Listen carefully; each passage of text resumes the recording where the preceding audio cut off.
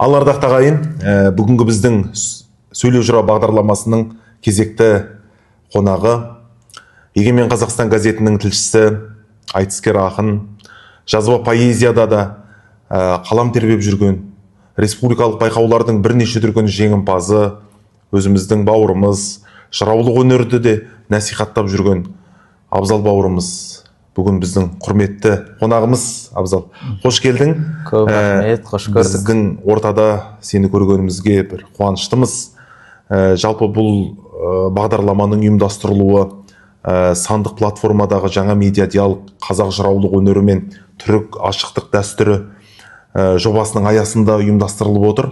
Сондықтан да енді өзіңе қойылатын алғашқы сұрақ, жалпы жыраулық өнерге деген қызығушылық қай кезеңдерде басталды?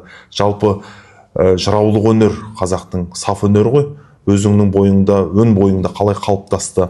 Сол турасында бір қысқа нұсқа айта кетсең. Көп рахмет.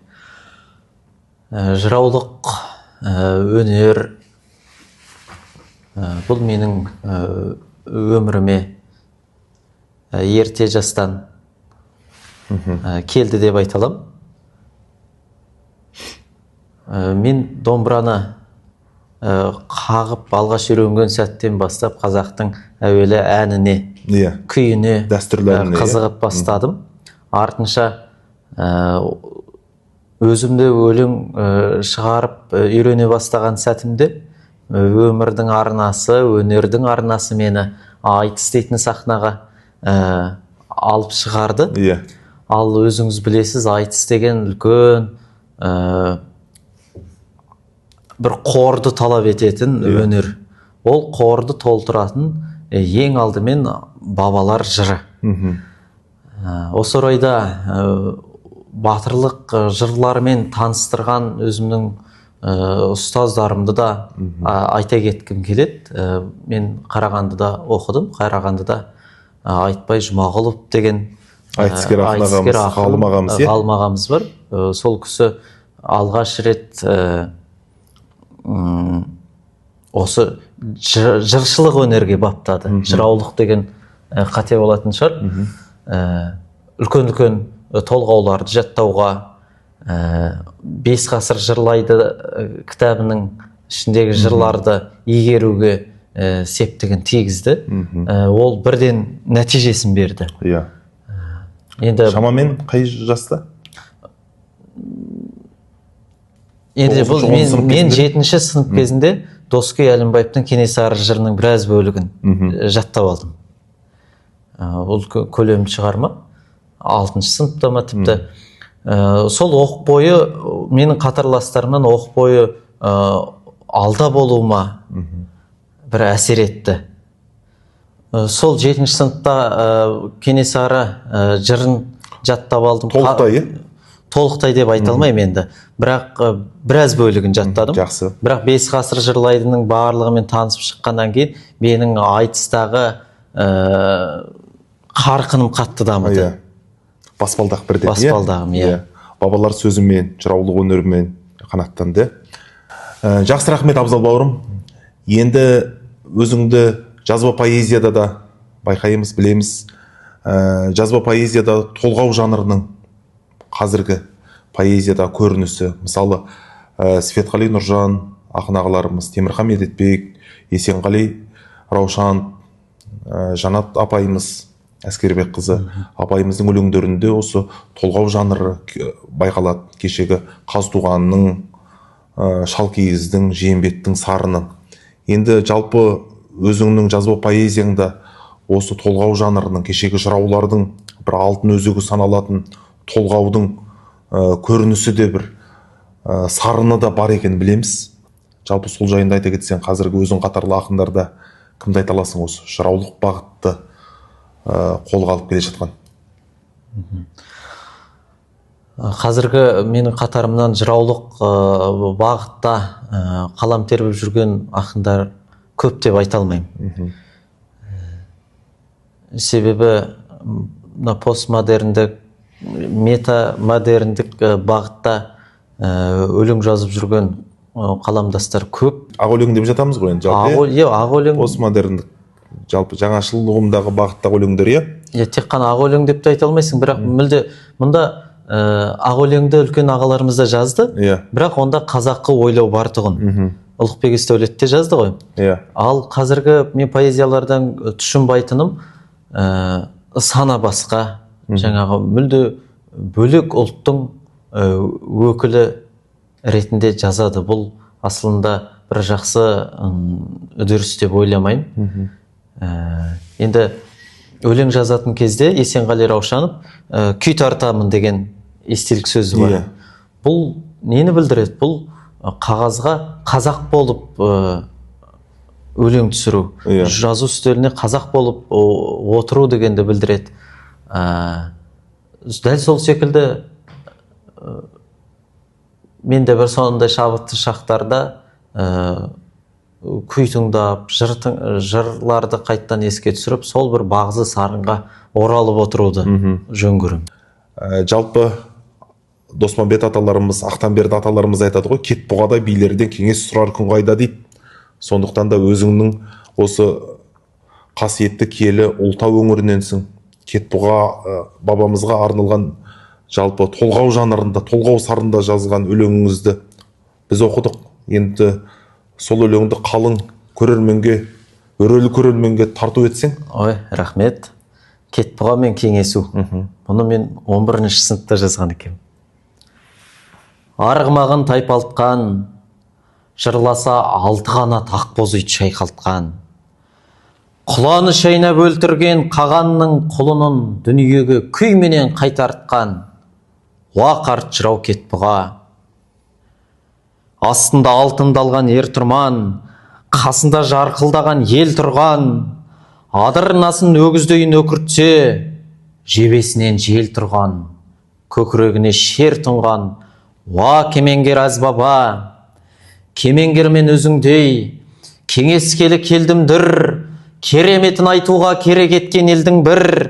Ей кет бұға жырауым, мынау бізге сен қалдырған тұраның, ұлылығы қалды сонда ұлтымның, Ұлытаудан ауған кезде құларың.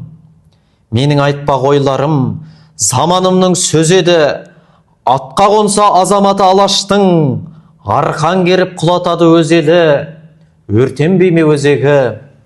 Мынау запыран заманда аспан асып рухы, асылда небір дүр кеткен, ағинағын саптаған нешелер жұмыла ұл кеткен. Әуені құран саздары әулие қожа пір кеткен, дүнияви дүрмектен. Дүрлерінен айырылып, пірлерінен айырылып, қорқынышпен сүретін қорқыт құмыр бұл неткен. Азаматты өз қолымен аттырып, аза тұтқан елдің үнін өшірген, асқазанның қамығана бар ойы, астанамда билік етті есірген. Ал біздің тіл ақиқатты айтатын, Махамбеттің басындай боп кесілген. Бірақ бір күн келеді, мен сонда адалдық құнымен, алдаспан жырымен, алталаш үнімен, азаулы нұрымен домалақ жер үстіне Доспанбет болып тірілем, қас туған болып құйылам қайран еділдің суымен. Міне сол менің боз жусан болмысым шынымен. Ал бүгінше кіммін мен? Ақын едім Алласына сыйынған, түбім сонау Ұлытаудай қиырдан. Осы өлкеде ақсақ құлан жорылтып, осы өлкеде ханның жаны қиылған, домбыраның үнес тілді әнекей қорғасына құйылған. Ой, бәрекелді. Осы өлең үшін сіздің қолыңызды алуға болады. Өзіңізде жырыңызда ұзақ жасасын. Енді тағы да бір сұрақтан сұрақ туады. Сұрақ бағдарламаға шақырып сұрақпен қинап жатыр демеңіз. Жалпы енді айтыс өнерінде де қазіргі жастардың арасында бір биік деңгейге жеткеніңіз белгілі. Енді баспалдақ қой айтыстың барлығы. Осындай баспалдақтан өтіп келе жатырсыз. Кешегі Мағжан сенген жастардың қатарынан табылып жатырсыз. Сондықтан да айтыс өнеріндегі жыраулық өнер туралы. Өзіңіз қатарлы немесе өзіңізден үлкен буындағы, мысалы төкпелетіп сөйлеген кешегі біз Оразалы ағамыздан да осы жыраулық сарынды байқаймыз. Болатбек ақыннан да ағамыздан, бергісі Бөкен, Аспанбек замандастарымыздан да осы жыраулық сарынды байқап жатамыз. Иә. Жалпы енді өзіңіз қалай бағалайсыз? Енді айтыс та синкретті өнер, иә? Жырау да синкретті өнер. Иә. Жалпы жыраулық феномен өте көп қырлы дүние. Айтыс та осы жыраулық өнердің бір қыры.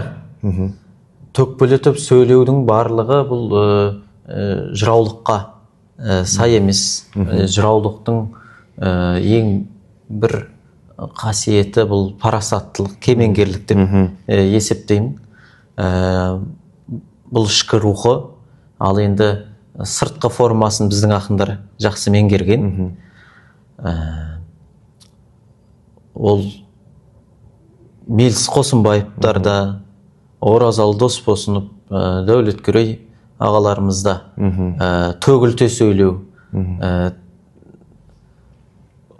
кәдімгі арнасынан асып тасып жатқан бұлақ өзен секілді болады. Соның өзі бір жарасымды эстетикалық ләззат сыйлайды.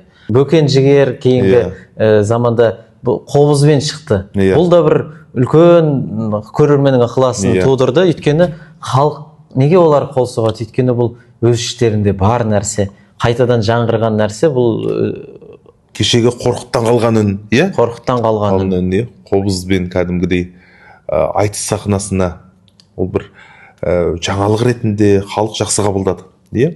Қобызда, домбырада үлкен негіз ұғым. Иә. Енді айтыс дегеннен кейін бұл кәдімгі тартыс, бір-бірімен қарсыласпен диалог болғаннан кейін таза жыраулық жаңағы ағыспен отыра беруді қиын. Сондықтан әзілге де, сосын қыршаңқылық сөздерге де лажсыз барады айтыстың мазмұнын сақтау үшін. Сондықтан бұл жыраулық қасиет айтыстың белгілі бір тұстарында көрініп отырады. Көрініс береді, формалық күйінде де кездеседі кей ақындарда. Сосын мынау жыраулық рух та сезіледі. Мысалы Айбек Қалиев, Аманжол Әлтаевтарда осы жыраулық рух бар, формасынан гөрі. Халықтың мұңын өнерпаздың бәрі әліға айтпайды. Біздің ұлт дүние танымында жыраулар дегеніміз тек қана өнерпаз емес, бұл бір кие қонған әруақты адамдар. Бұлар тіпті жаңағы әулиемен пара-пар болған. Айталық Асан Қайғы сипатын қарасақ, біздің ұлт санасындағы ол кісі кәдімгі әулиемен пара-пар. Қорқытты қарасаңыз. Сондықтан бұлар ақиқатты жырлаушы, ақиқатты жеткізуші адам ретінде танылған. Ал өнер оның сол ақиқатын жеткізетін құрал болып отыр. Сондықтан жыраулық өнерге біз тіпті өнер аясынан да кең ұғым деп қарауымыз керек. Тамаша. Айтыскерлерде, жалпы жырауларда ақиқатты жырлаушы, халықтың мұңын, зарын, яғни жеткізуші ретінде, синкретті өнердің иесі ретінде қызмет атқарады. Сұрақтардың барлығына ұтымды жауабыңызға рахмет, Абзал бауырым. Енді жалпы жыраулардың шығармашылығына қарай тағы да ойыссақ, заманында Қазтуған бабамыз өткен. Қазтуған, қарға бойлы Қазтуған дейді, немесе қарағай бойлы Қазтуған дейді.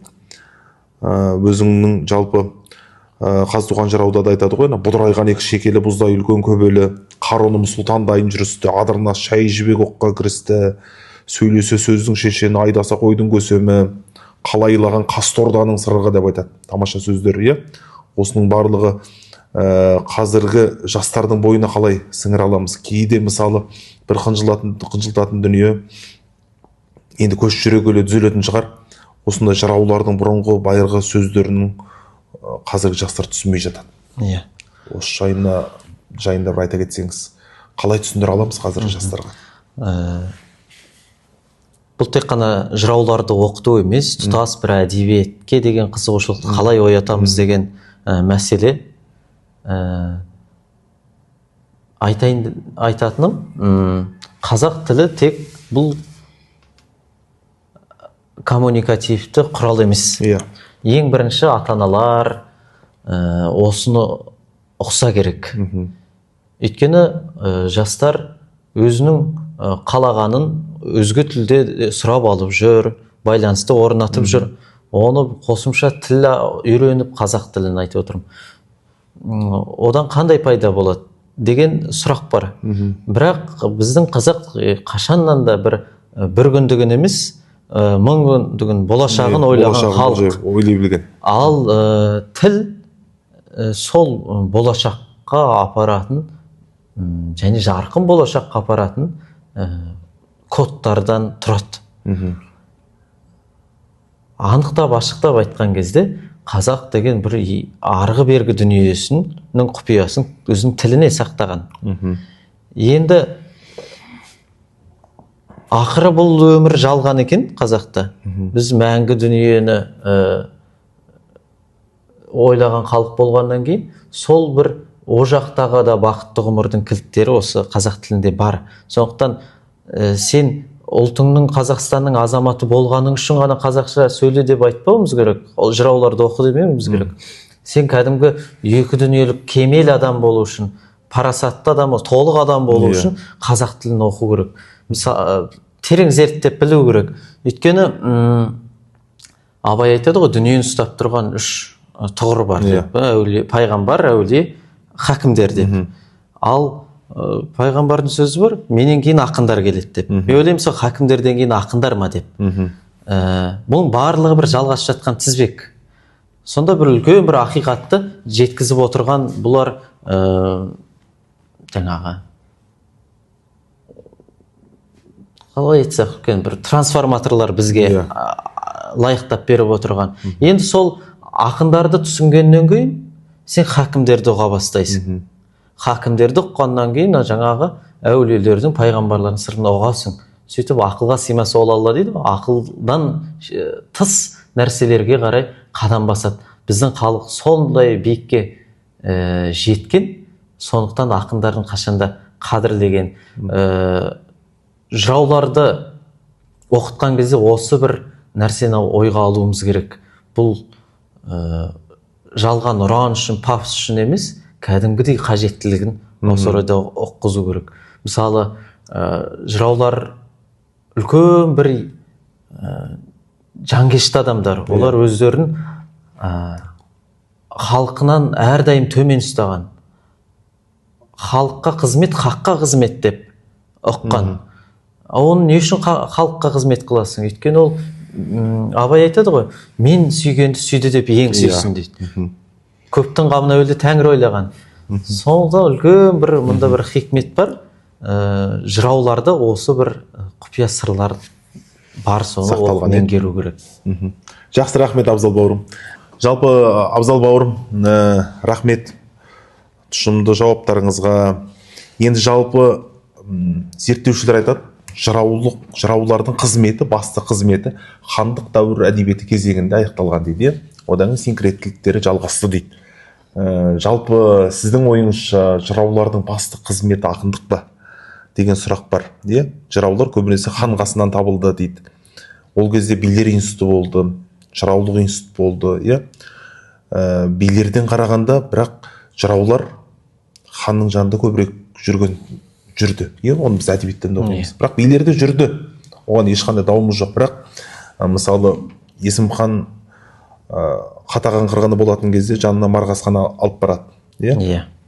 Көбінесе жыраулар сондай бір биік жерлерде көрінеді. Одан кейін билер институты заманында енді сәл бір бәсеңдеп бір көмескіленіп кеткен тұстарда болды. Мысалы жырауларға қатысты сіз бір ондай дүние байқамайсыз. Мысалы билерге қатысты дүниеде парақор болса биің жаман, не болатын, не болмаса тура биді туған жоқ, туғанды биді иман жоқ. Бір жағы жақсылығын айтады да, екінші егерде туғанды би болатын болсаң иман жоқ деген сияқты мақалдарды айтады. Жалпы өнер тарихын сараптайтын болсақ, әу бастағы бір өнер өте бір жалпылама болады. Уақыт өте келе ол өнер кемелденген сайын тармақтарға бөлінеді. Бұрын қазақтың ұғымында ақында деген нәрсе таза, ол домбырамен де айтатын, айтысқа да қатысатын, жаңағы төрелік айтатын кезде суырып шығып сөйлейтін шешен де болатын.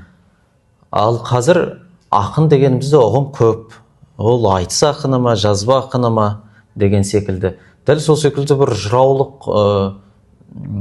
жырау ұғымы өте бір синкретті деп жоғарыда айттық. Бұл өнердің аясынан да тыс кәдімгі тармақтарға бөлінген. Бұл жаңағы сотқа да келеді, биге де келеді, жаңағы өнердің өз үшін айтпаған кезде. Жақсы, Абзал бауырым, рахмет. Енді Қазтуған атамыз Қазтуған жырауды айттық қой. Жаңа толғауындағы түрлі сөздер, қазақтың кешегі қаймағы бұзылмаған керемет астарлы сөздермен сөйлеген жырауларды ғой. Соны көшін бастаған Қазтуған жырау атамыз, ноғайға да қазаққа да ортақ жырау. Енді жалпы осы жырау Қазтуған атамыздың толғауы бар, білеміз ғой. Соның еділмен қоштасуы кезінде жалпы жауға қарғыс тілемейді. Қазақтың сол кезде түркі баласының мықтылығы алғыс тілейді. Мен салмадым, сен салдың дейді. Немесе қайырлы болсын сіздерге бізден бір қалған еділ жұрт дейді. Сонда көз алдымызға елестетіп отырамыз ғой, сол жерде жатып қалған тоқтысы жайылып мың қой болған жер. Жарылысымен байы тең, жабысымен тайы тең, жарыменен сайы тең дегенде бір еділдің бір таңғажайып табиғатын көз алдымызға өлеңмен, толғаумен, саф өнермен Қазтуған атамыз асан қайғы, шалкиіз сөздері, толғаулар елестетеді. Сол толғауды енді сіз домбырамен келген екенсіз. Бір тыңдағымыз келіп отыр. Құлақ құрышымызды осы Қазтуғанның толғауымен қандырайық деген. Ал ендеше Қазтуғанның толғауын орындап берейін. Бұл да үлкен еңбектің нәтижесінде қайта жарыққа шыққан толғау Қазанғаптың көкіл деген күйімен синтезделіп шыққан. Толғауды орындап берейін.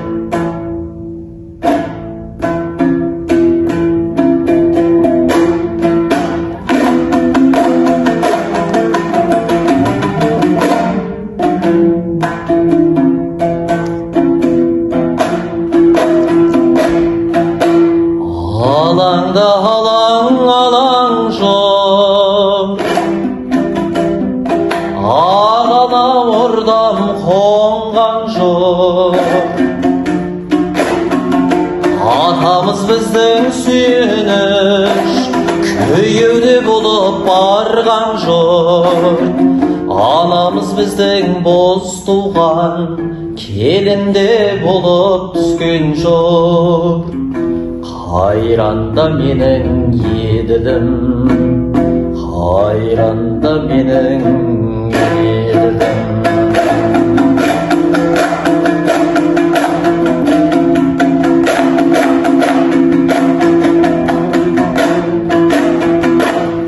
Қарға бойлы Қазтуған,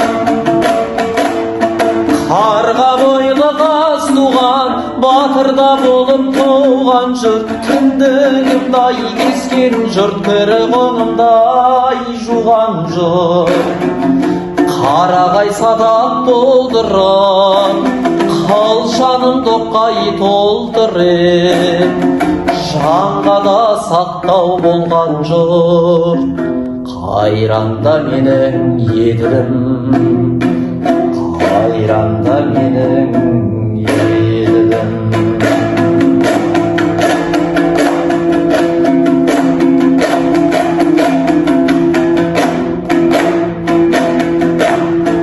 Сал-салқын шағанау шөзен, салу ал ордам қонған жер. Жатып қалып жас тоқты жайылып мың қойы болған жер. Жабағылау жастайда жардай бір атан болған жер. Жары менен сайы тең, жарлысы мен байы тең, жабысы мен тайы тең. Бұтта шығып бұзаудай, бұзазаны тоқтыдай, бақасы қойдай шулаған, балығы тайдай толаған. Шырмауы шылаулай, шүкінге таптырмас, суды ойнаған балығай. Gölge жылқай жаптырмас, қайранда менің еділім, мен салмадым, сен салдың. Қайырлы болсын сіздерге, бізден бір қалған еділ жоқ, қайранда менің еділім. Мен салмадым, сен салдың, мен салмадым, сен салдың. Қайырлы болсын сіздерге, менен бір қалған еділ жоқ, қайранда менің еділім, қайранда менің еділім.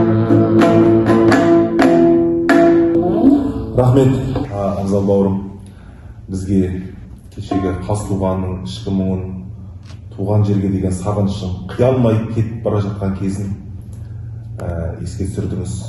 Өз көз алдымызға елестеттік. Заманында Асанғай атамыз айтады ғой, еділ молда жайық бол, ешкіммен ұрыспа, жолдасыңа жау тисе жарынбай дұрыспа. Сол еділ мен жайықтың арасын жайлаған түркі баласы әрдайым аман болсын. Заманында Сыпыр атамыз айтады ғой, бай баласы байға ұқсар, байлаулы тұрған тайға ұқсар, би баласы биге ұқсар, алты қанат үйге ұқсар, хан баласы ханға ұқсар, биік шыңға ұқсар дейді. Бүгін би баласындай, хан баласындай сөйледіңіз. Бастысы Хакім Абай атамыз айтады, тіл жүректің айтқанына сенсе жалған шықпайды дейді. Барлығы жүректен шықты. Сізге рахмет. Осы сөйлеу жырау бағдарламасының төрінде сізді көргенімізге біз қуаныштымыз. Жақсы күндерде жолыққанша сау сәлеметті болыңыздар.